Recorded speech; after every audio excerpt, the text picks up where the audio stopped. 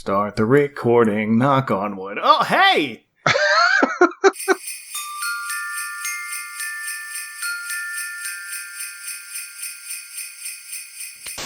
I hope this is the best Christmas ever.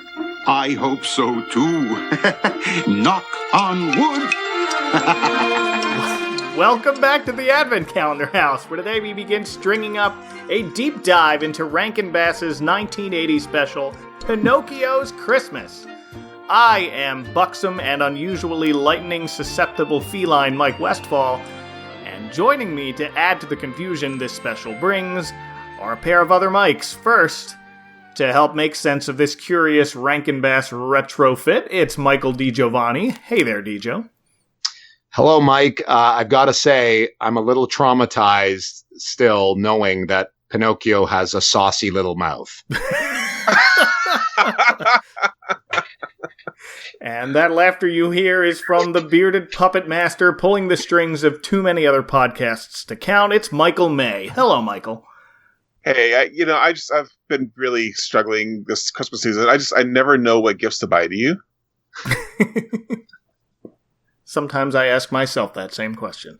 You sing it to yourself in the mirror? Perhaps. Okay. You're doing it right then.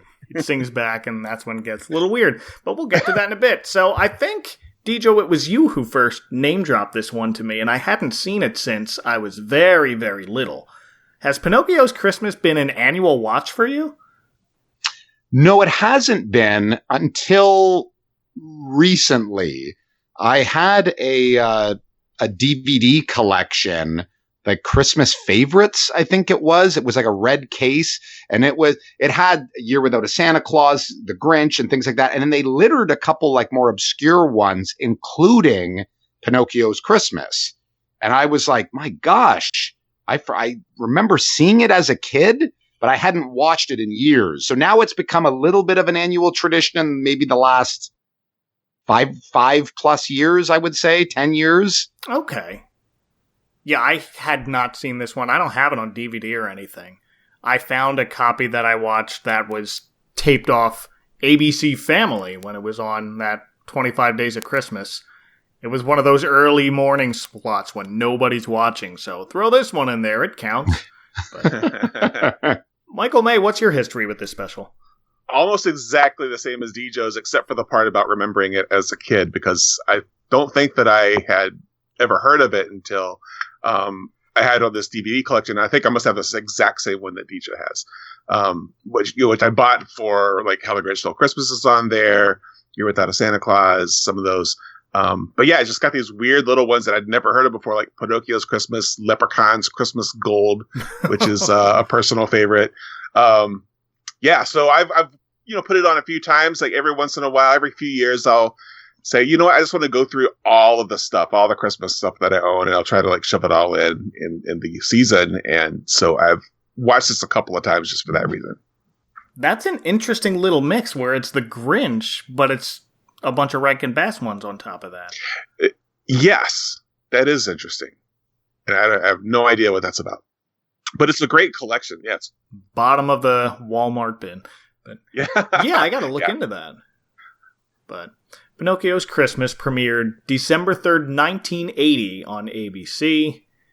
And last year, AMC picked it up for its Best Christmas Ever block and aired the original cut. The cut I watched from ABC Family apparently cut out a couple of songs for time, including one that I found later on YouTube, where Pinocchio imagines teaching Santa's toys to dance while repeatedly singing "Dancing, we are dancing," and that's it. Dancing, let's go dancing. Dancing, let's go dancing. Let's go dancing, dancing, dancing, dancing. So, I didn't miss too much there. So this special tells us the story of Pinocchio's first Christmas as a living puppet. Oh, sorry, I mean living marionette. They make that distinction early and often over the next 40 minutes or so. That was a secret word on Pee-wee's Playhouse. We'd all lose our voices, but I think this is the first time I ever remember hearing the word marionette, so this special already unlocked a whole new world to my very young Muppet enthusiast self. But yeah, they really enforce the marionette term. I mean, it said a lot. I guess they didn't have the trademark to call him a puppet. A puppet, maybe. And they do use the word puppet later, but again, it's much more sparingly than the longer marionette. I don't know if they were trying to sound more Italian.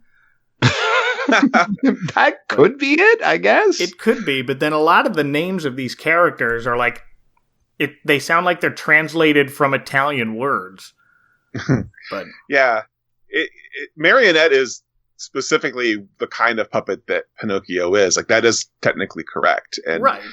I feel like a lot of this special story is surprisingly faithful to, like, I've never read the Pinocchio novel, but from what I know about it, like, a lot of the adventures that he gets into there, appear in here slightly modified. So, and Rankin Bass did a lot of that kind of stuff. Like, I remember watching, I forget what the name of the program was. It was a 2D animation, thing that I think he used to come on like Sunday nights or something, but it was basically just adapting like classic literature, especially like kind of children's literature.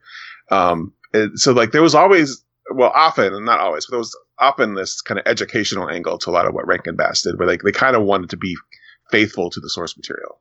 Yeah, and I find the story kind of drifts back and forth, where at times it's a lot more concerned with his origins, and I found myself going, wait a minute, what does this have to do with Christmas again? Like, it felt like they really wanted to honor the story of Pinocchio, but then kind of, after 5 minutes went, oh, wait a minute, they got to talk about a Christmas tree for a second. Like, that's how that's the same impression that I got, whereas they're so wrapped up into explaining Pinocchio. Like, we all haven't heard him from the Disney movie, that 1940 that came out, so 40 years before this. We're all familiar with it by this point. But it was very true to its roots now that I'm looking back at The Adventures of Pinocchio, the 1883 story. So it surprised me when I looked back on Wikipedia for this. Mm-hmm. And I've got to say, right out of the gate, I noticed the animation here from Rankin Bass it's a stop-motion special, but the animation of Pinocchio running and everyone else seems a lot more fluid than other Rankin Bass specials, even recently before this one. This was... Yeah. Okay. It looks great. Like, I will say that. I mean, definitely this one, from a design perspective and an execution perspective, it looks really good.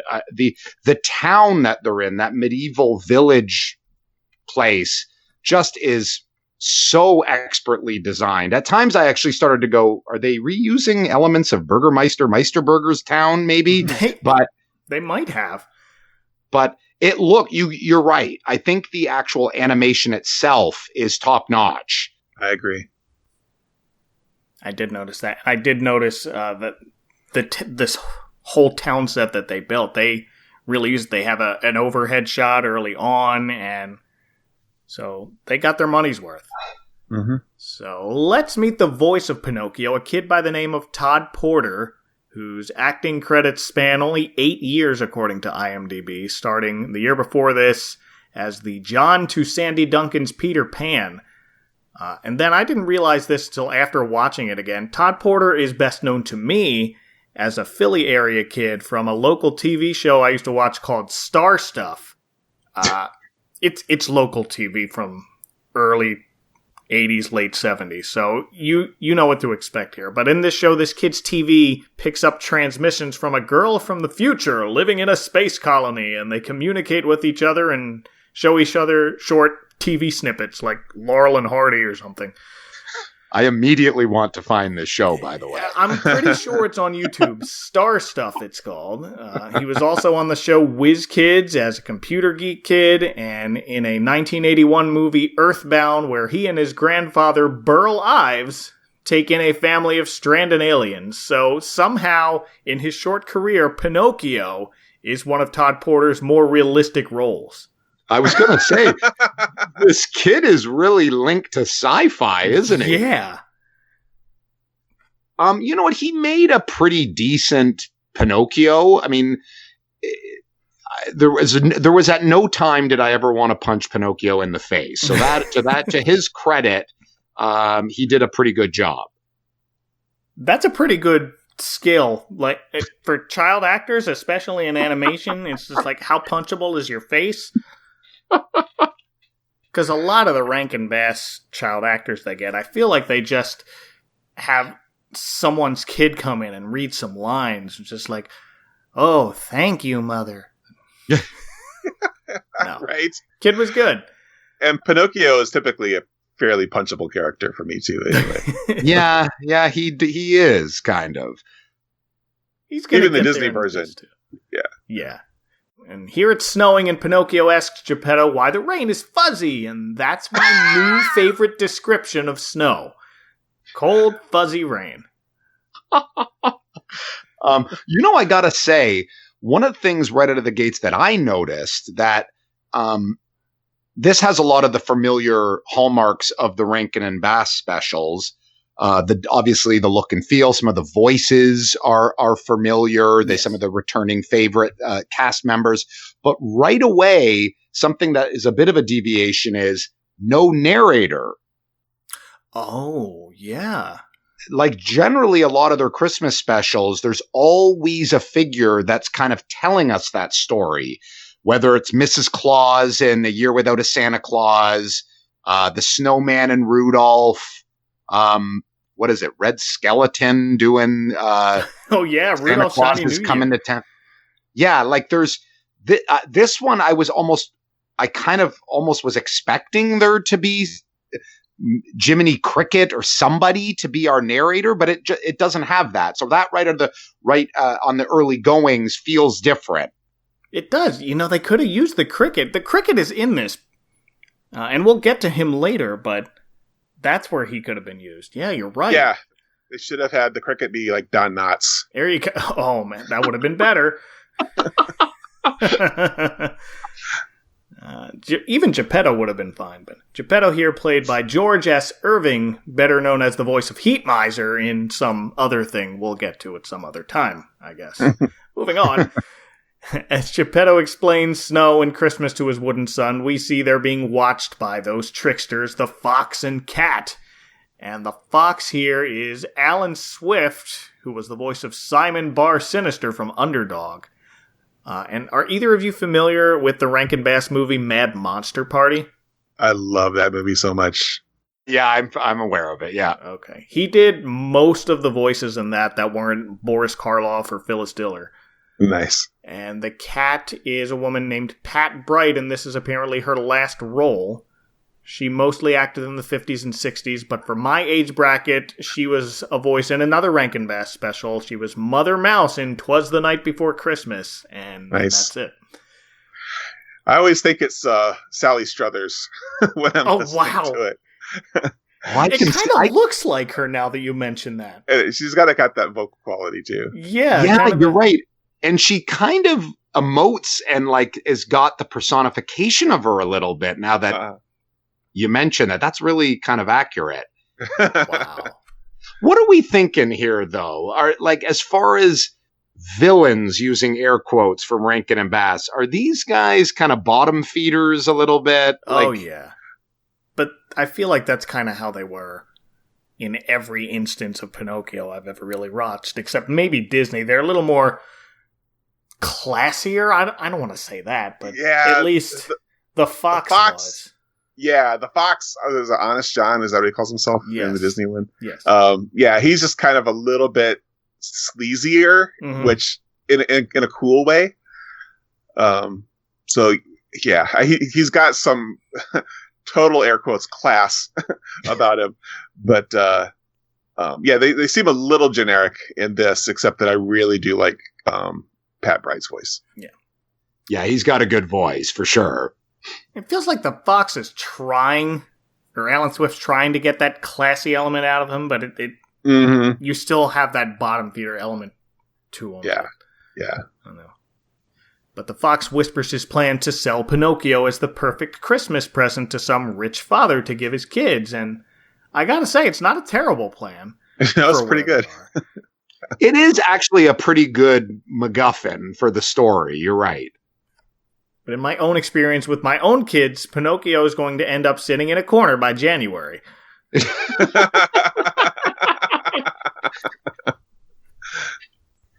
Back to Gepetto, who sends a reluctant Pinocchio off to school and then starts worrying about what to get his boy for Christmas, and that was the song Michael alluded to. Our first song of the special, a duet with Gepetto's own reflection in the mirror.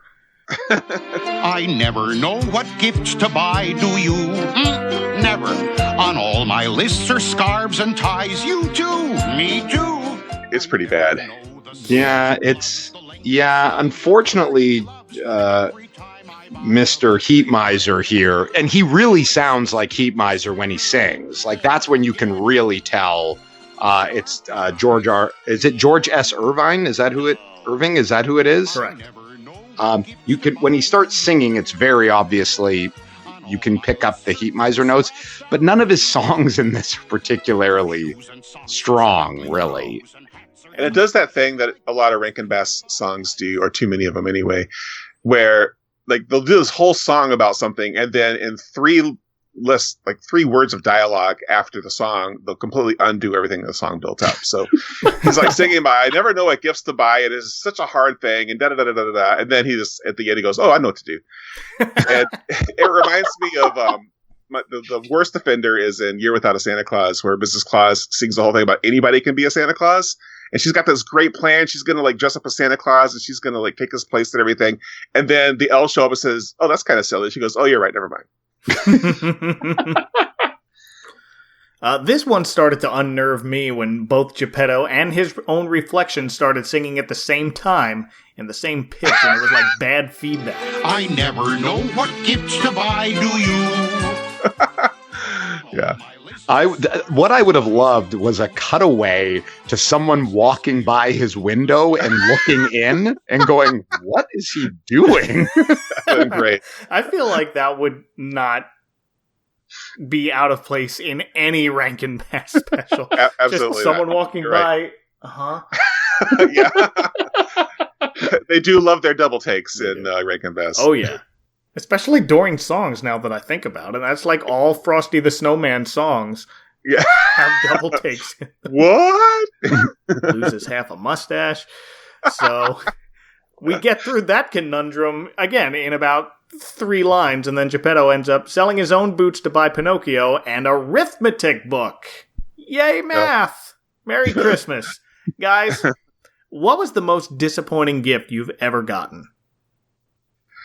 I'm going to go first because I don't have a really great example. Like, I wish I had an awful story, like somebody gave me a half-empty box of used crayons or something, but I've never had anything that traumatic. So I'm going to with the traditional socks and underwear. But really any kind of clothing is a bad gift for me. I'm pretty picky about what I wear, but and sometimes I get like gift cards for places that I don't go to, but I've been pretty lucky. I was racking my brain trying to think of like what the worst gift is, and I'm hoping DJ's got a good story because I don't.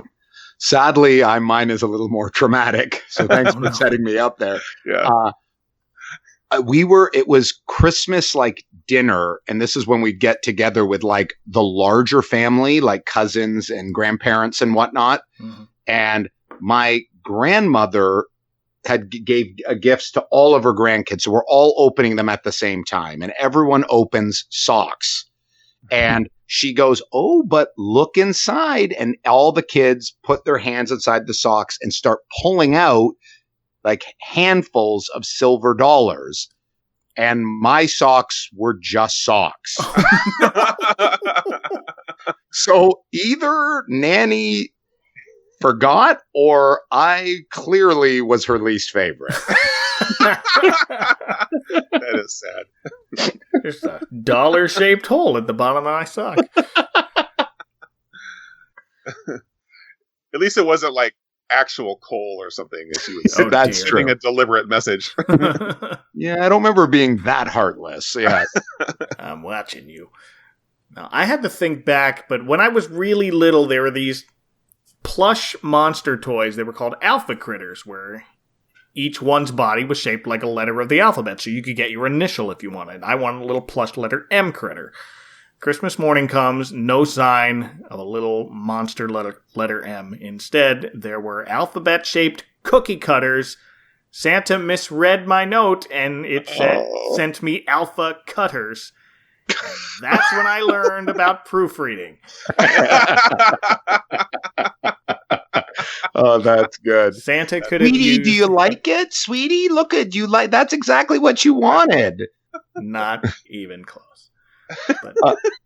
I've got to say, as we're continuing on this thread about Gepetto's terrible gift, the other thing I kind of noted here is it's the entire opening of this special establishes that this is Pinocchio's first Christmas. Yes. Like, Gepetto is excited to show him the traditions.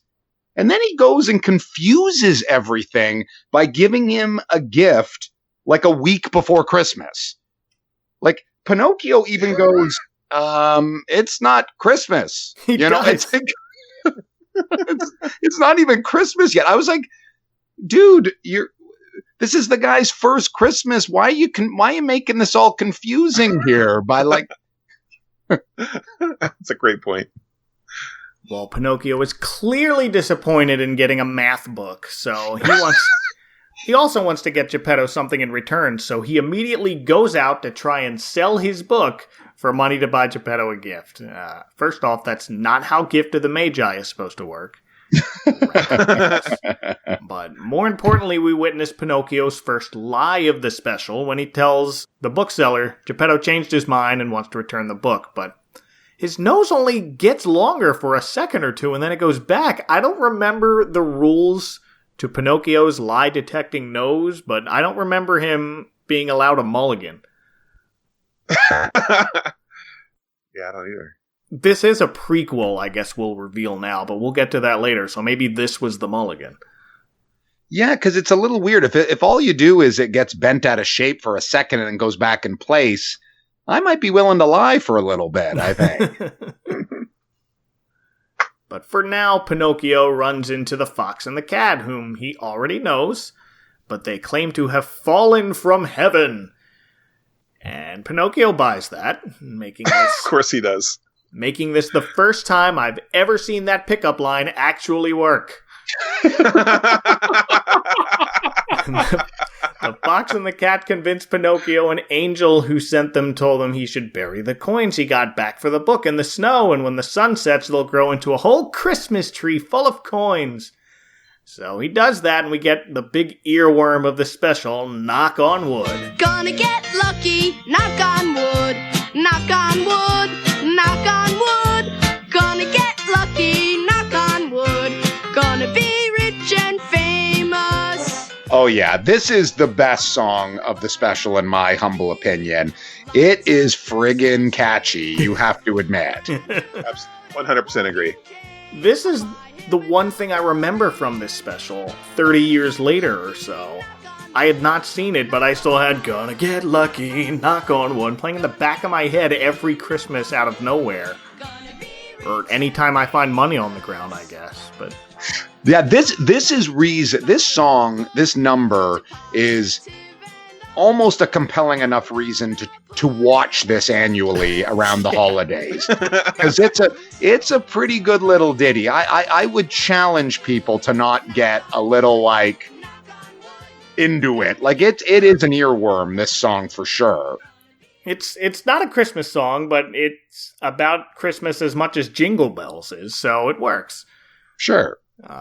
And it's during this song that Pinocchio crosses paths with Maestro Fire Eater, local puppeteer extraordinaire, and my first thought was, finally, someone said the word puppet. Lord help us all when puppets start to think. You want to be rich and famous, don't you?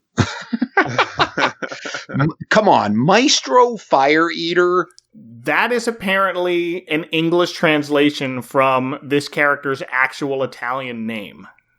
Really? I think that name is awesome. I gotta be honest. Yeah.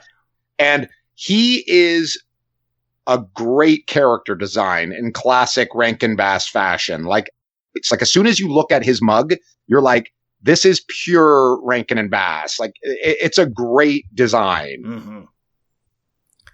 Maestro's voice is our headliner in the credits, Alan King, whom I know mostly as a Tonight Show regular during the Carson years, and he was Andy Stone in Casino.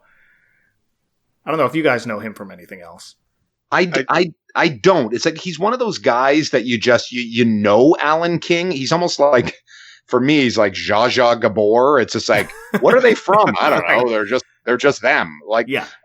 You know him, and he's got a pretty recognizable voice, but I knew him. I could place him from the Johnny Carson Tonight Show era thing, but I couldn't have named a movie that he was in. Yeah, same. Like I probably saw him on a billion talk shows and game shows in the 70s, but that was it. Yeah. They don't list game shows on Wikipedia. That's what they need to do. That's a shame. So, of course, the maestro is fascinated with Pinocchio and tells him, I can make you rich and famous. But Pinocchio tells him, heck no, I'm already rich. Got to go check out my money tree now. Bye. And I'm expecting this character to take that Stromboli role from Disney that we're familiar with. And while he's got that sneaky showman sort of aura about him, he's not evil-hearted as Stromboli was in that. Right. He doesn't stop Pinocchio from walking away from him. Did you guys get that same vibe? Yeah, I expected him to. Just I'm so familiar with the Disney version, and it's clearly the same, the same character being lifted from the original. Right. But again, this version, I think my understanding is this is a little bit more faithful, whereas Disney kind of villained them up. Okay. But he does feel, when you kind of get later in the special, his presence feels sort of pointless. He doesn't add a lot to the story in the end. No, he really doesn't. They even try to shoehorn another scene out of him, and it's just sort of a matter-of-fact thing to move one tiny piece of the plot along. Right. And again, here I'm expecting him to, pull Pinocchio back in and kind of, I don't know, trap him there, but he's just like, there he goes. Oh, well. Yeah, shakes fist and star wipe, and we're out. Yeah. Meanwhile, back at the non-existent money tree, the fox digs up the money just in time for Pinocchio to show back up and explains, the tree didn't grow. The angel said it should, so long as you had never played hooky from school, right? Womp womp. And that's a pretty great con. I was pretty happy with that explanation. It's just the way they pulled that off, because, I don't know. Because clearly Pinocchio has done a lot of stuff, and so they made it seem like it was his fault, and I don't know. It seemed very smart of the cat or the fox in that moment. Yeah, but I think that was the introduction to the concept of, Pinocchio has had trouble being good this whole time, and that's how they introduce it. They build on that a little later, but now finding himself back at 0 coins, Pinocchio decides to go back to Maestro Fire Eater to earn money to buy Gepetto a Christmas gift, and he's immediately made the star of his Christmas production as Sir Larry Olive Tree, the living marionette. What a name. That's got to be a Laurence Olivier reference, right? Oh, wow. I didn't even, that's got to be, that went way over my head then, too, because I was like, this guy's terrible at character names. It's a pretty stretchy connection, but I feel like that must be what he was going for. No, you're probably right. But Pinocchio gets a classic bout of stage fright in the I don't want them to laugh at me variety, to which the maestro replies in song, let 'em laugh. Let 'em laugh. Let 'em laugh. Let 'em laugh till they fall down on the floor. Let 'em laugh. Let 'em laugh. Let 'em laugh till their laughers get all sore. And we get our I Got No Strings replacement montage with a lot more puppet on Pinocchio's slapstick violence than I remember. So yeah, a younger kid might watch this and label the maestro as a bad guy, but really he's just singing the song Let 'Em Laugh to try and convince Pinocchio this will make you a star. This is the reaction you want, and I don't think there's any malicious intent from this character at all. No, I don't think so. Yeah, I didn't get that either. I think all he thinks is, hey man, you're going to be a star. He's trying to like increase his confidence. He's thinking about, I'm going to be able to pack this place. I don't see a malicious. I never really pictured this guy as much of a villain. No. I've got to add my favorite parts about this so-called Christmas production are the alligator foot puppet, followed by Don Quixote and an Indian snake charmer, all beloved Christmas icons. Now I'm thinking in my head, all right, which play is weirder, this one or whichever one Lucy's trying to get Charlie Brown to direct with a Christmas queen that we never see? My disappointment around this is like Let 'Em Laugh is just, it's not a really great song. And especially with the title so similar to Make 'Em Laugh from Singing in the Rain, which is a great song. Oh yeah. I always, when Pinocchio expresses concern about laughter and Maestro Fire Eater starts singing, breaking into song, I kind of expect it to be Make 'Em Laugh. And of course that's not realistic, but well, that'll do it. That'll set you up. This song is a letdown. Yeah. Yeah, it feels like one of those, this Let 'Em Laugh is such a tier 2 Rankin and Bass song, right? Like they always do like on average, I don't know what, 5-6 songs per special. And you get a couple bangers. And then there's always a couple of them that you go, all right, we can go to the bathroom break here. Like this feels a little kind of, it's B minus C plus sort of quality song. This is Jessica singing at the fountain from Santa Claus is Coming to Town. Exactly. Yeah, good comparison. That's another one I haven't gotten to yet, but next year. All right. As Pinocchio gets upset that everyone's laughing at him, the maestro brings out his cute little girl puppet, Giulietta, to cheer him up and call him a wonderful actor, and Pinocchio immediately decides, well, if you say it's okay to make them laugh, then it's okay with me too, which, I get it, the little boy puppet is charmed by the little girl puppet, but at the same time, he seems completely aware that someone's pulling her strings here, literally. Like, as the show is going on, we see that he knows that's a puppet, but I think it's clearly been established at this point that Pinocchio's not very bright. I guess so. Like, this is where the line gets blurry. It was like, he's controlling her, but she's making you feel better. I guess, I don't know. That's what snaps in his brain to play along.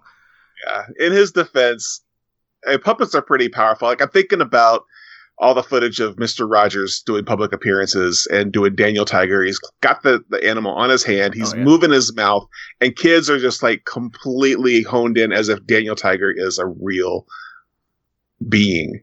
And Pinocchio, like I forgive him a little bit for that because like he wants to believe this girl is real, and he's buying into it. He's getting caught up in the moment. I guess I can see that. That's a good point, and I recall some very young child describing Jim Henson when she saw him as the guy who holds up Kermit while Kermit is working. So that could be the same thing going on here. Yeah.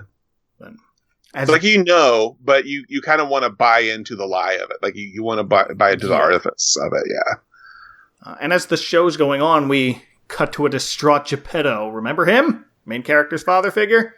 Frantically searching the seemingly empty streets for Pinocchio, and he's directed toward the bright lights of the puppet show advertising Living Marionette. Sees a poster of Sir Larry Olivetree. Oh, I guess that's not him. Featuring a hand-drawn portrait of his own son in a different shirt, and decides, it's gotta be someone else. Yeah. Must be some other different miracle of nature localized to my town.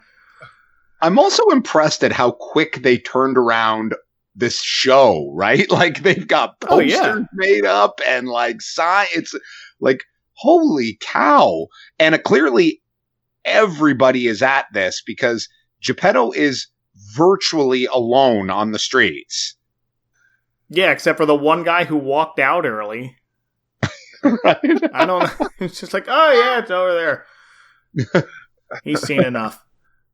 We cut to after the Christmas show, and Pinocchio explains he wouldn't have made it through if it hadn't been for Giulietta now hanging on the wall with the other string puppets. So the kid gets it again, but he asks if she'll be with him in every show, and the maestro replies, no, he needs to turn her into one of the 3 wise men for another upcoming Christmas performance, which must still require the services of Don Quixote and a snake charmer. What's he going to do, turn the alligator into a wise man? No, you know the classic tale. There was alligators in the manger. It's pretty true. Yeah. It's the Mr. Bean manger. It's like the nativity play from Love Actually. I went with Mr. Bean, but I mean, Love Actually is a good one to think about. King Spider-Man and the octopus. Of course. the first lobster. Maestro even offers to show Pinocchio how he plans on making her into a wise man and walks off to get some paint. Pinocchio takes the puppet and runs out of there. Heck yeah. I never thought I'd be siding with the Maestro as much as I am here, but he's not entirely wrong to call the cops thinking Pinocchio is a thief. No, that's pretty accurate. But it is. I still root for Pinocchio. Like, I want him to find love with his wooden puppet. But... There you go. His intentions are pure in spirit. Right. As Pinocchio seeks to preserve Giulietta's form and slides down the snowy outskirts of his village to the Forest of Enchantment. I gotta say, all of this, once again, the snowy forest, the Forest of Enchantment, this all looks great. Mm-hmm. It does. Especially when you get up in there. It looks really, really good. Those snowy meadows and rolling hills, I loved that. I thought that stuff just looked phenomenal. Absolutely. Yeah, I kind of want a whole series of Rankin Bass cartoons about the Forest of Enchantment. There you go. Which, according to the cop who was chasing him, is haunted, so he's good forever. But according to Pinocchio, it's his birthplace. And we get a deep dive into his origin story, which turns out to be much more faithful than the original Adventures of Pinocchio story. Which, doing the math, came out less than 60 years before the Disney adaptation. So it was still kind of fresh in pop culture when it became a Disney movie. But for the unfamiliar, Pinocchio began life as a sentient branch cut from an enchanted tree sold to a Mr. Cherry, a carpenter, who begins to carve a table leg, and that apparently tickles the wood, which laughs out loud, and this is now the most adorable ghost story. This part is slightly charming, though, I will say. I did like this little sequence. Well, a rightly terrified carpenter gives the laughing log to Gepetto, who comes seeking to buy it, but Cherry hands it to him for free.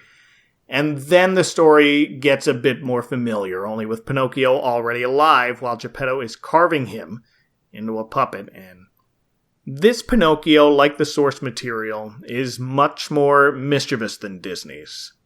So he befriends the fox and the cat when his antics cause other kids to not want to play with him. And when confronted by our talking cricket trying to offer sage advice, Pinocchio throws a book at him, prompting the cricket to just leave the house.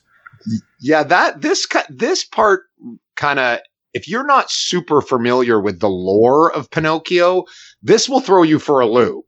Because you're going to be like, wait a minute, aren't Pinocchio and Jiminy Cricket like buddies? Like, it feels like, hey, Jiminy Cricket's in it. He throws a book at him. The guy's like, I am out of here. And it storms off. I was sort of kind of confused. You'd be confused somewhat. Well, in the original story, Pinocchio hits and kills the cricket with a book. So it's a hammer. Right? He throws a hammer at it's a hammer, yes. Yeah. A hammer. So this is Kills a happier gray area. And then the cricket's ghost comes back and appears in the rest of the story. The ghost is a ghost. Disney dialed that down just a bit. But that's Pinocchio's backstory as told by him to the still puppet Giulietta as he laments the current trouble he's in.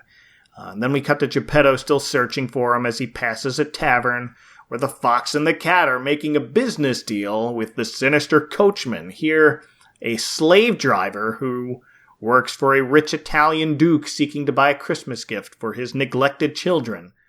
Is it safe to assume that this is the first Christmas special, Rankin and Bass special for kids that has a bar scene in it? No. Because earlier this season we did the Cricket on the Hearth, and that has a bar scene in it as well.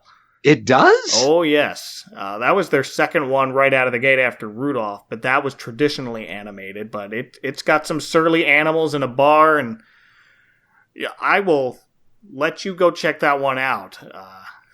Because that's a doozy. I've never seen that one. That sounds good. Well, you've piqued my interest. Oh, yes. Me too.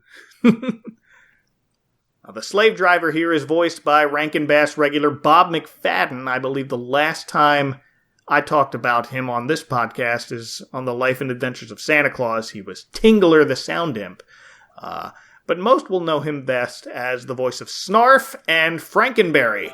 Bring Pinocchio to my slave by tomorrow noon, without fail, if you know what's good for you. Oh yeah, this guy's a classic voice. As soon as you hear him, here he's doing kind of this grovelly Eastern European accent for our sleigh driver. And Bob McFadden's also the voice of our unnamed talking cricket, who for some reason has a New York accent in 19th century Italy. You're a mess, kid. You'll break your papa's heart. You'll end up in the poorhouse or jail. Take it from me. Start changing your ways. That was sort of an odd choice, I will say. It was. And true to the source material, again, he's not named. He's just talking cricket. It's Disney who gave theirs one after a euphemism for baby Jesus, whose birthday this movie celebrates. So, full circle. Yep. So the fox and the cat find Pinocchio in the forest of enchantment and tell him to bring Giulietta to life with a secret medicine called Essence of Back to Life-a-Dime. Sleigh leaving tomorrow, Christmas Eve, can take him to it, and now it's the fox and the cat's turn to sing It's the Truth. It's the unvarnished truth, the naked truth. Oh, may lightning strike me down. It's the honest truth, the sober truth. Oh, may lightning strike me down. It's the truth. Yeah, this song, at times, it feels like the fox and the cat are almost singing off key.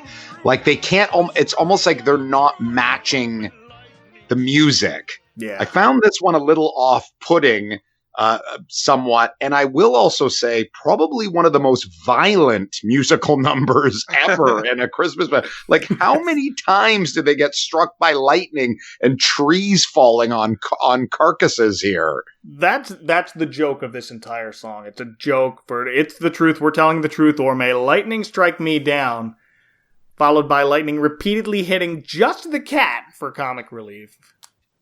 About 50 times. Yeah. Like, you're 50 times. I mean, this is like the Wile E. Coyote bad at times.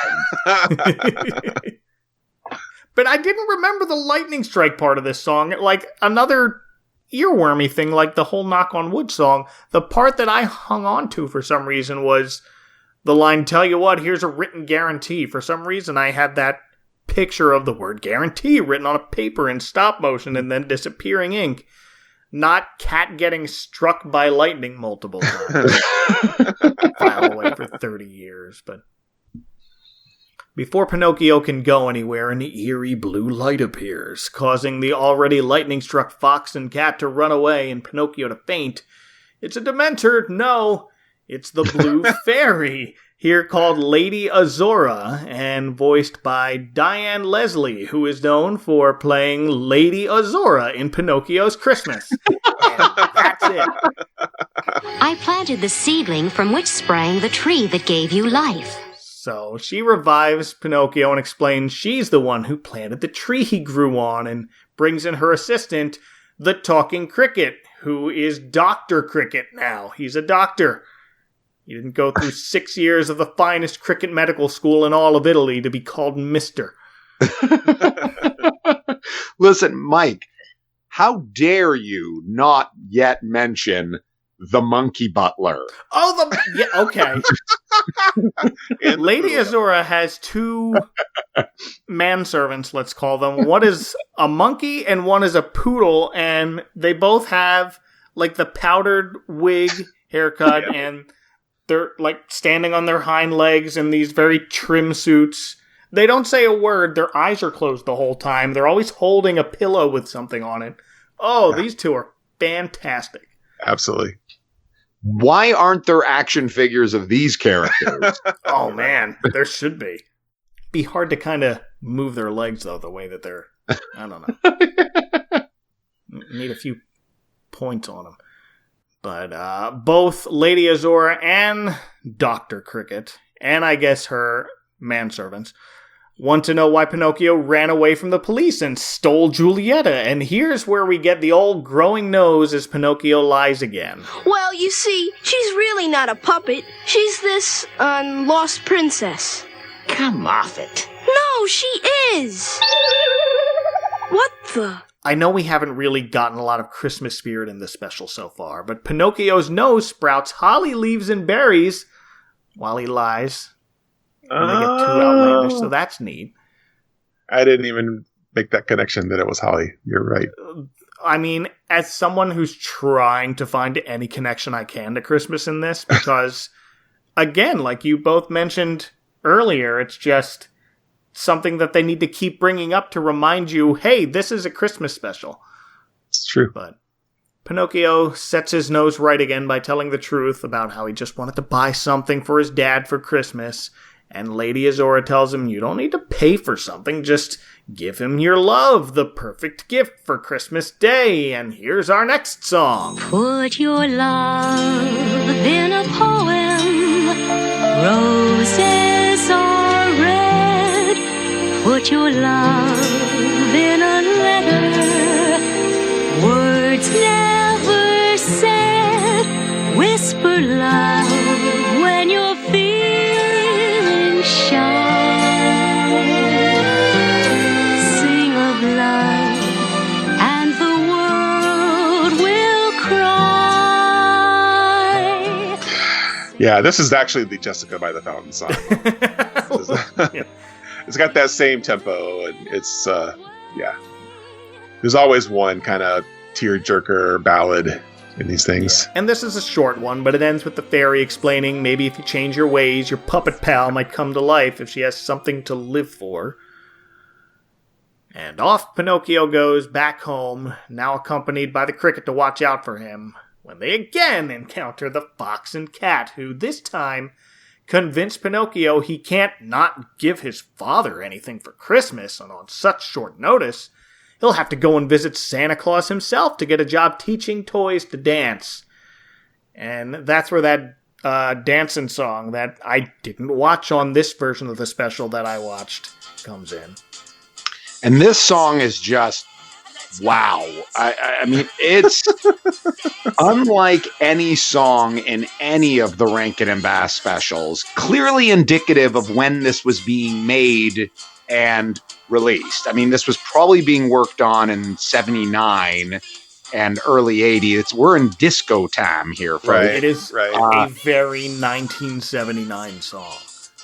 Like, it really is.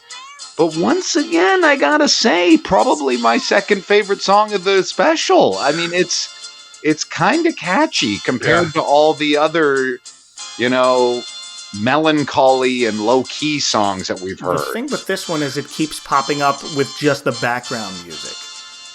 Mm-hmm. So right. They milk it for all it's worth. It is very catchy. Yeah, the lyrics are...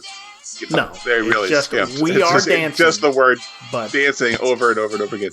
But yeah, it's pretty catchy. It's my second favorite song of the show as well. And now we're to Phil. Yeah. The other thing is, too, is once you're in this dream sequence where it's Santa's castle, a lot of familiar visuals show up here. You see the reindeers, you see Santa kind of walk out, and it's like classic Santa, right? Yes. Like it looks. This is where you get like they're using the actual miniatures from the other specials. They are, and this is the visual, this is the idea that gets Pinocchio onto the sleigh to go to what he thinks is the North Pole, but is actually this Duke's mansion to give to his kids. And on the way, the coachman sings, you know what, I'm just skipping that song, because it's just, that Pinocchio makes a distinction that this sleigh driver is saying, Santa says, ha ha ha, instead of ho ho ho, and that's wicked glee instead of joyful glee. But again, they had an hour to fill. So that song is lame. Pinocchio finds out too late he's been tricked, and by this time he's wrapped up and ready to be given to this Duke's children during his previously scheduled 3 minutes with them before he's got to run out and do Duke things. I gotta say, I like the Duke. Yes. I think I like the look of him. I kind of like his yes, quite, his voice. That's great. Now, no time for sentiment. Open your present. I've got 3 whole wonderful minutes to spend with you. Then I must be off on affairs of state. He needs a little help with decorating. I mean, there is no furniture in this house. Everything is pure white in this house except for a Christmas tree in the corner, and that's all the decorations there is either. Right, but it's there's no chairs, there's nothing. I mean, the guy doesn't have a bookshelf. I'm like, where is Mrs. Duke? I mean, just from an aesthetic standpoint here with decorating, it could have helped a little bit. She's out doing Duchess things. I don't know. She gets her own 3 minutes later. But they have a staff. They could put those guys to work. Find some chairs for this long table you're using to wrap this gift. Which the kids open up, and they aren't at all impressed with the world's only living marionette. They're like, oh, nice. Not rude about it, just, interesting. So yeah, these jerks. I mean, come on, this is the greatest gift you could get as a kid. Oh, yeah.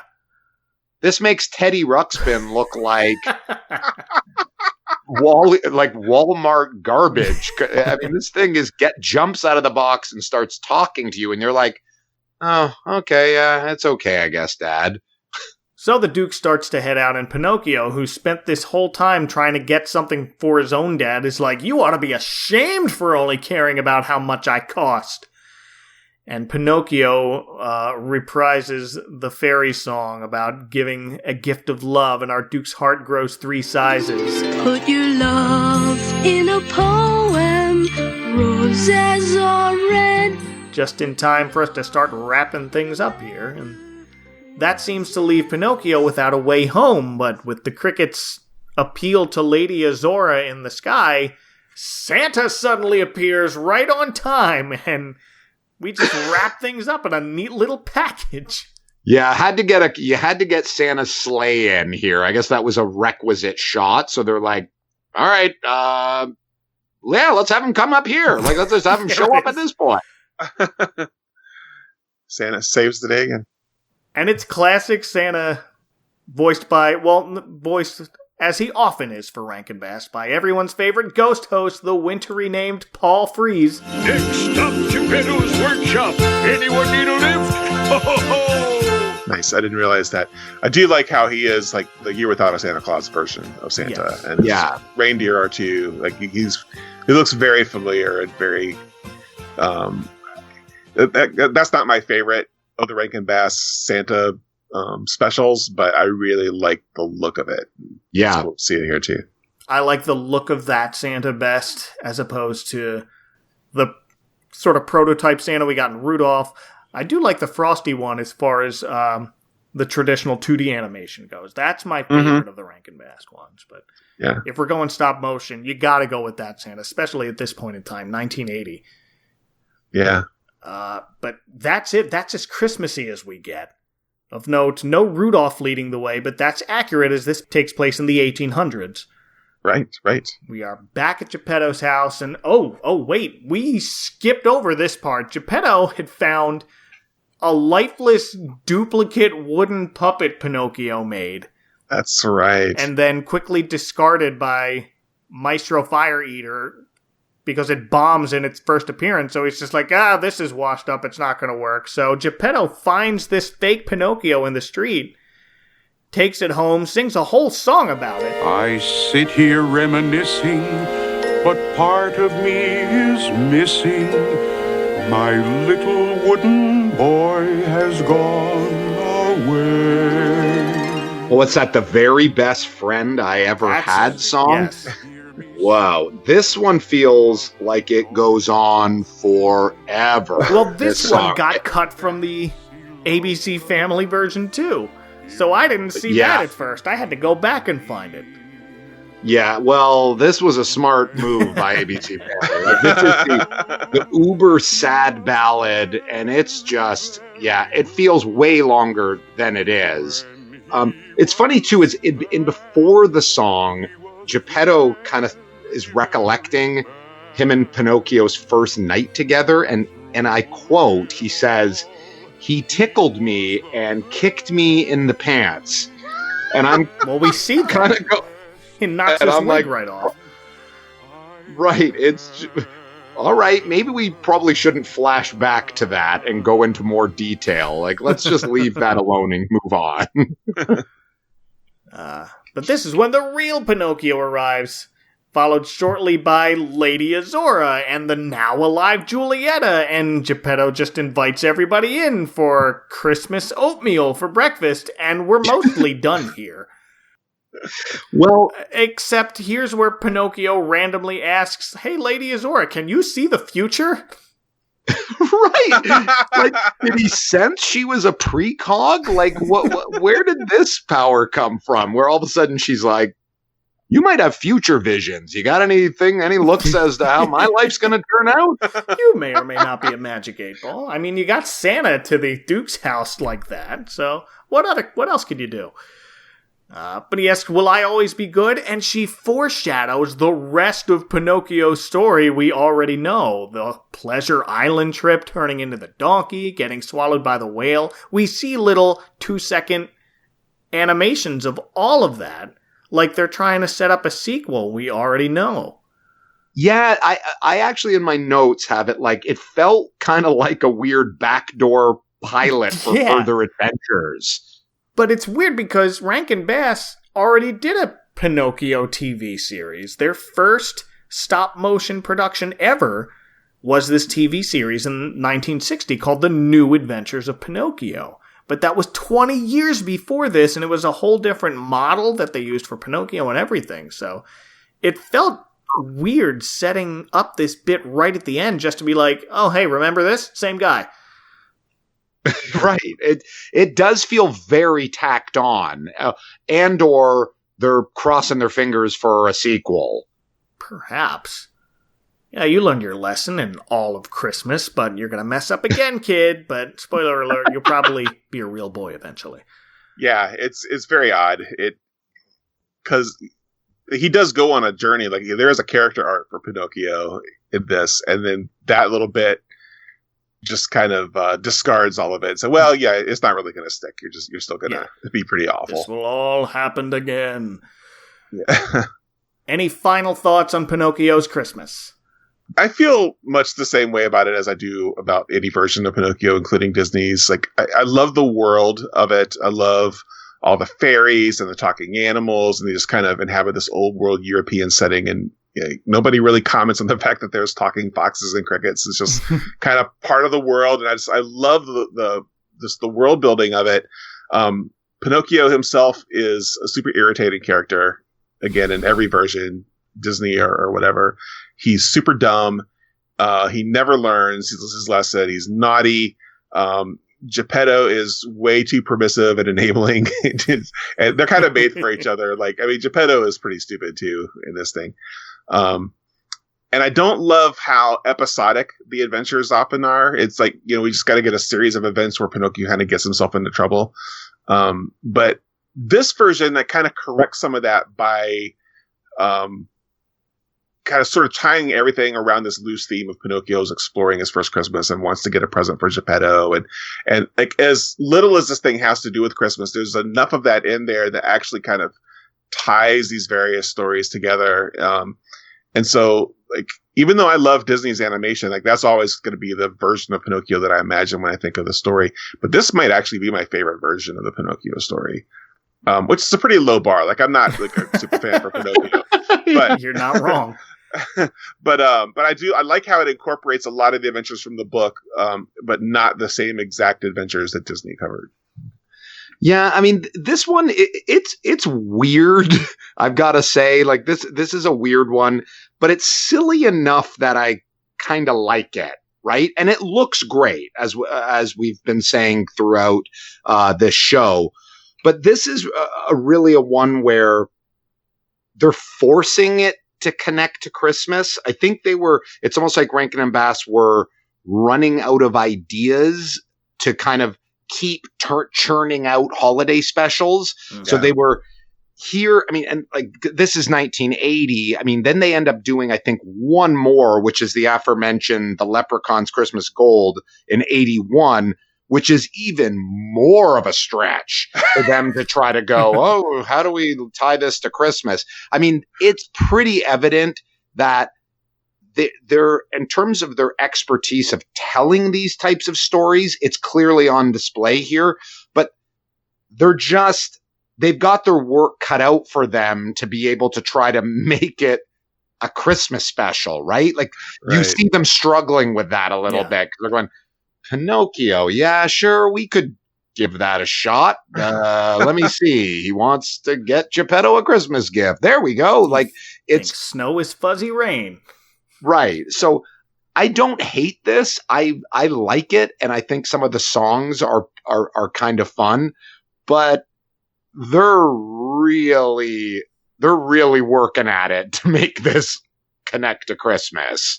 I'm with you on all of that. I do enjoy this, and I still enjoy this, but I feel the same ways about Pinocchio.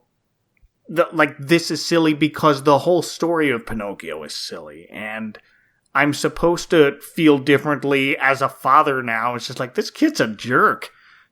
Those are the correct reactions to this. But again, the animation is great. At least 2 of the songs are very good. And it's just, it's a likable special as far as those deeper cuts that we get from Rankin Bass. So absolutely check this out if you can. Gentlemen, thank you for joining me on this crazy sleigh ride. Yeah. Thank you. This was a fun one to discuss. Thank you for having me, and I await the email when we get to do The Leprechaun's Christmas Gold. Yes. All right. Well, if people want to spend 3 precious minutes with you before tending to matters of state, where can they find you, Djo? Well, you can, if you like the sound of my voice, you can listen to me on the Classic Film Jerks podcast or the Pop Culture Retrofit podcast. Find those shows wherever you listen to podcasts and just search for those handles on all the social medias, because we're there. And Michael May. I will shout out especially to Sleigh Bell Cinema, which is my Christmas movie podcast. But I do a few other podcasts as well, which all can be found at michaelmay.online. And this show's at adventcalendar.house if you want to look at some show notes and find some links. And we're on Twitter at adventcalhouse.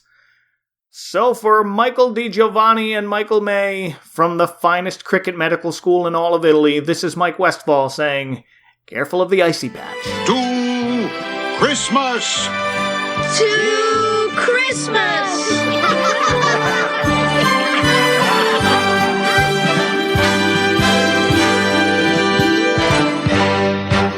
The Advent Calendar House is part of the Christmas Podcast Network, located conveniently at ChristmasPodcastNetwork.com. Hi everyone, I'm Dwayne from the Tinsel Tunes podcast, and I have a questionably unhealthy obsession with Christmas, and I love Christmas music. So come with me on a journey as I go into detail about the history and stories behind a wide range of Christmas music. For instance, did you know that Silent Night has the honour of being the most recorded Christmas song of all time, and has been recorded over 137,000 times by separate artists? Or that White Christmas was actually written in the height of summer? Each song, either recent or a golden oldie, has a background, and I want to share them with you. Come join us for our second season and listen at tinseltunes.com. We are on all the main podcast services, or you can find us with a simple Google search. Also follow us on all the social networking platforms, and I hope to interact with you soon. Next time on the Advent Calendar House. Why don't penguins have wings that work? Comic strip favorites Opus and Bill. In an all-new Christmas adventure, A Wish for Wings That Work. Next.